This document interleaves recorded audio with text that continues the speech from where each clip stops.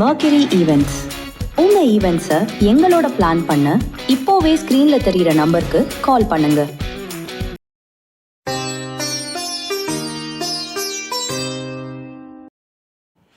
ஓம் சரணாகத தீனார்த்த பதித்ராண பராயணே சர்வஸ்யார்த்திகரே தேவி நாராயணி நமோஸ்துதே.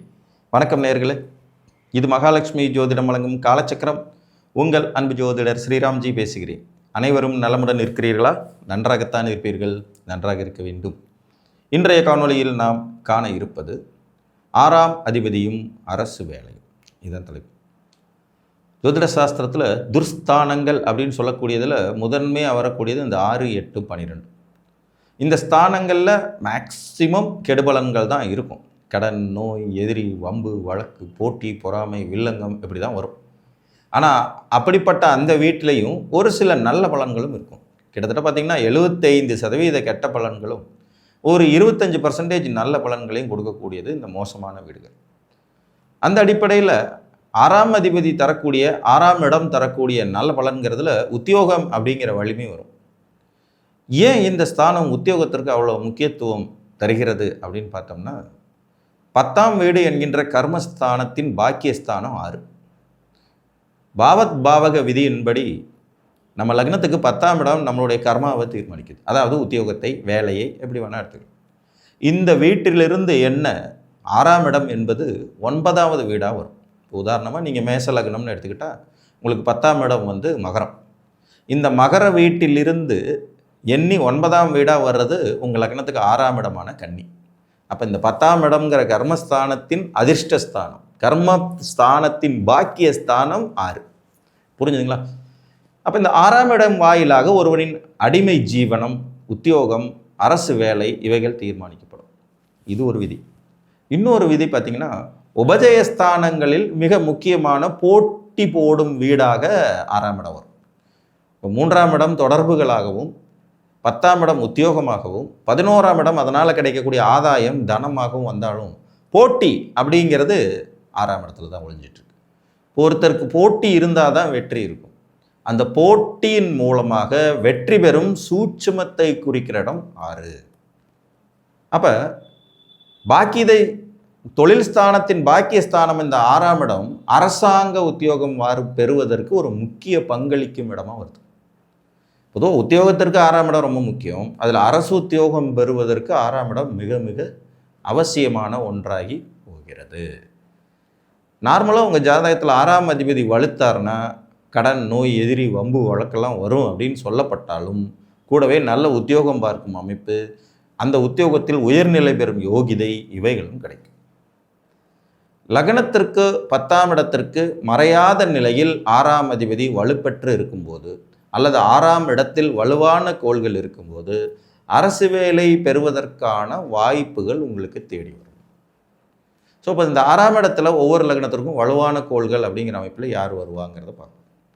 ஒரு மேசலக்ன ஜாதகருக்கு 6ஆம் இடத்துல புதன் நேச்சராகவே உச்சமாவார். இது லக்னத்துக்கு மறைஞ்சிரும். 10ஆம் இடத்திற்கு நல்ல நிலைமையில் இருப்பார்.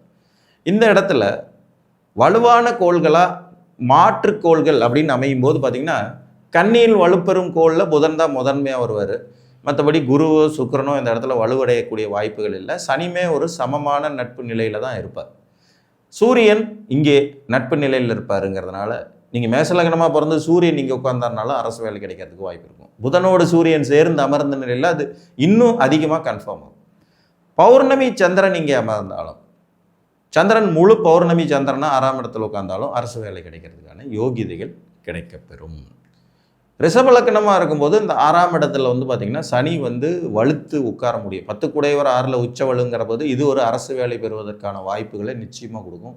சுக்கிரன் இங்கே ஆட்சி மூலத்திரிகோண வலுவோடு அமரும்போது லக்னாதிபதி 6ஆம் இடத்துல இருக்காருங்கிற வகையில் இதுவும் உத்தியோகம் பார்ப்பதற்கான வலிமையை உங்களுக்கு பெற்றுத்தரும்.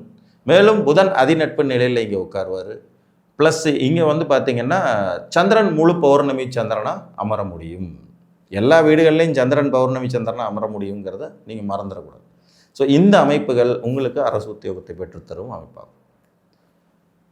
மிதுன லக்ன ஜாதகத்தை பொறுத்த வரைக்கும் 6ஆம் இடம் செவ்வாயினுடைய வீடு. இவர் கொஞ்சம் ஆகா வெளி கிரகம் மிதுன லக்னக்காரங்களுக்கு. இந்த இடத்துல செவ்வாய் அதிக வலுப்பெறும்போது உங்களுக்கு உத்தியோகம் கிடைக்கும். அந்த உத்தியோகத்தை தக்க வச்சுக்கிறதுக்குள்ள போதும் ஆகிடும். இதை தாண்டி விருச்சிகத்தில் வலுவான கோள்கள்னு யாரையுமே நம்ம பெருசாக சொல்ல முடியாது.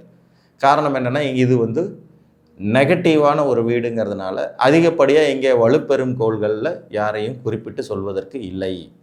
அதே நேரத்தில் செவ்வாய்க்கு இது ஆட்சி வீடுங்கிறனால அவர் இருக்கிறது ஒரு விதத்தில் போட்டித் தேர்வுகளில் வெற்றி பெற அமைப்பை குறிக்கலாம். இதை தாண்டி பௌர்ணமி சந்திரன் அமர முடியும். அப்போ கூட அவர் நீச்ச பௌர்ணமி சந்திரன் தான்.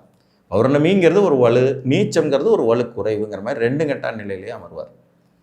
கடகலக்ன ஜாதகர்களுக்கு 6ஆம் இடம் குருவுடைய வீடு. இந்த வீடில் அதிகப்படியாக கிரகங்கள் இருந்தாலே இவங்களுக்கு அரசு வேலை கிடைக்கும். ஏன்னா இந்த வீட்டில் நிறைய கிரகம் பவரில் இருக்கும். குரு ஆட்சி மூலத்திரிகோண உழவர் இருப்பார், சூரியன் அதிநட்பு நிலையில் இருப்பார், செவ்வாய் அதிநட்பு நிலையில் இருப்பார். ராகு கேதுகள் கூட இங்கே மோசமான பலனை கொடுக்க மாட்டாங்கங்கிறதுனால நீங்கள் ஒரு கடகலக்கணத்தில் பிறந்து உங்களுக்கு தனுசில் 1க்கு மேற்பட்ட கிரகங்கள் வலுவாக உட்காந்துருக்காங்கனாலே அரசு வேலைக்கு தகுதி உடையவர். நீங்கள் அதுக்கு முயற்சி பண்ணி பார்க்கலாம் அப்படிங்கிறது அர்த்தம். சிம்மலக்னத்துக்காரர்களுக்கு 6ஆம் இடமா மகரம் வரும். இந்த வீட்டில் சனி ஆட்சி பெற்ற வலுவோடு அமர்வார், செவ்வாய் உச்ச வலுவோடு அமர்வார். இங்கே செவ்வாய் உச்ச வலுவோடு அமர்றது பாக்கியாதிபதி தனது கர்மஸ்தானத்தில் அமர்ந்து வலுப்பெறுதல் அப்படிங்கிற அடிப்படையில் இவங்களுக்கு அதிகாரமிக்க யூனிஃபார்ம் சர்வீசஸை கொடுக்கக்கூடிய யோகிதைகளை தரும். சூரியனுக்கும் அந்த இடத்துல ஒரு மறைமுகமான வலு கிடைக்கும்.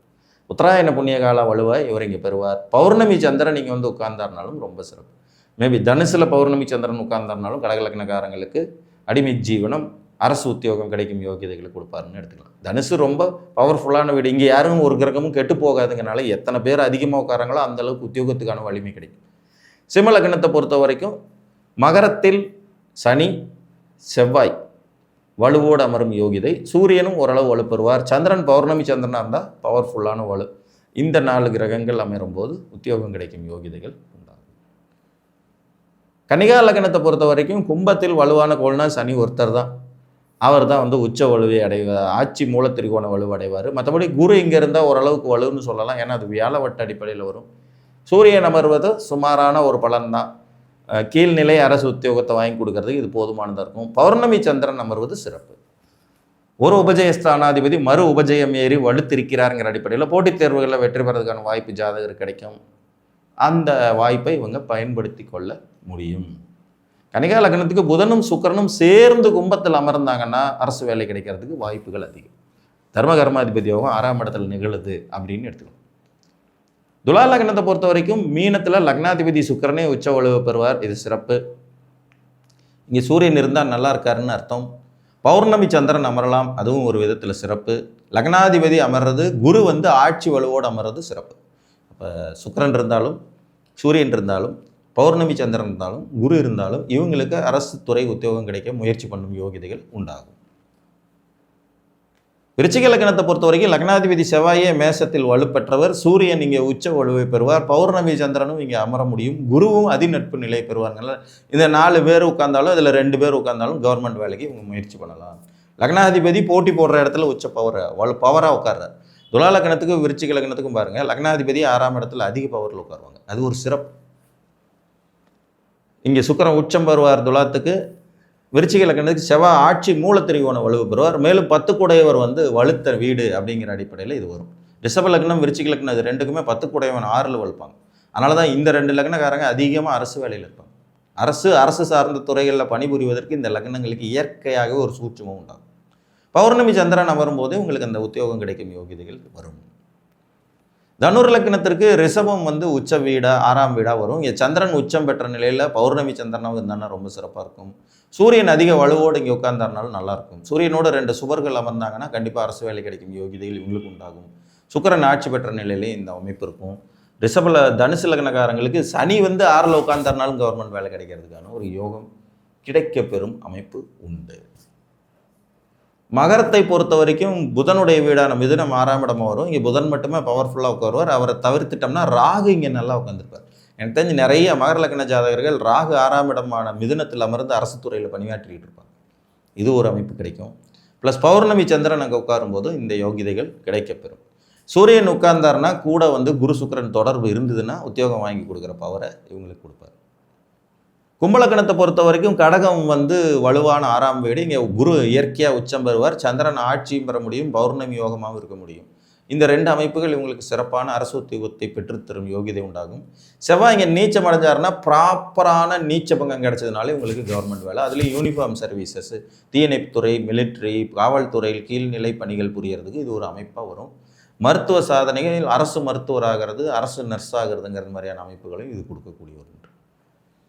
மீன லக்னத்தை பொறுத்த வரைக்கும் உங்களுக்கு 6ஆம் இடம் சூரியனுடைய வீடு. இங்கே சூரியனே ஆட்சி மூலத்திரிகோண வலுவாக பெறுவாங்கனால அவர் அங்கே இருக்கலாம். குரு இங்கே உட்கார்ந்தாலும் சிறப்பு தான், செவ்வாய் உட்கார்ந்தாருனாலும் சிறப்பு தான், புதன் உட்கார்ந்தாருனாலும் சிறப்பு தான், பௌர்ணமி சந்திரன் உட்கார்ந்தாருனாலும் சிறப்பு தான். இவங்களுக்கு உத்தியோகம் பெறுவதற்கான ஆசைகளும் வரும், அதை அடைவதற்கான முயற்சிகளில் வெற்றி பெறும் யோகிதைகளும் வரும்.